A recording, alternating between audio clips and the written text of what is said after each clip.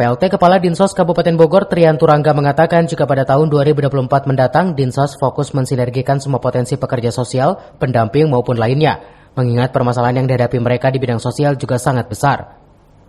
Salah satu formula yang disiapkan Dinsos Kabupaten Bogor adalah menyiapkan intensif atau uang pengganti transport kepada relawan untuk menyelesaikan suatu permasalahan yang terjadi di masyarakat selain tentu kelembagaannya. Hal tersebut dikatakan Trian usai membuka edukasi gerakannya Kakolot berbasis masyarakat beberapa waktu lalu. Sekretaris Dinsos itu sendiri mengaku kaitan intensif khusus bagi relawan atau pendamping sudah disampaikan ke legislatif dan mendapatkan respon positif.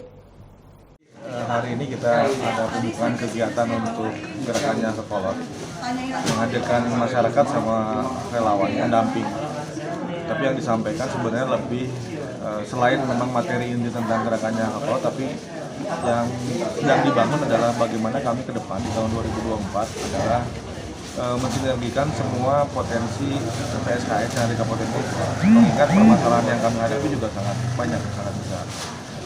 Salah satunya adalah bagaimana kemudian juga kita menyiapkan sebenarnya insentif atau semacam modal pengganti transport bagi relawan-relawan ini untuk mereka menyelesaikan masalah di masyarakat.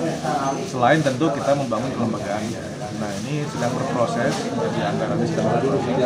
Mudah-mudahan ini bisa terlaksana. Karena apa? Karena memang tidak mungkin kita bisa menyelesaikan masalah kesejahteraan sosial di Kabupaten Bogor ini hanya mengandalkan Dinsos. Hanya 122 orang stafnya menghadapi 6 juta jiwa masyarakat Kabupaten Bogor, tentu perlu dukungan dari masyarakat. Dari Kabupaten Bogor, CV Suryadi melaporkan.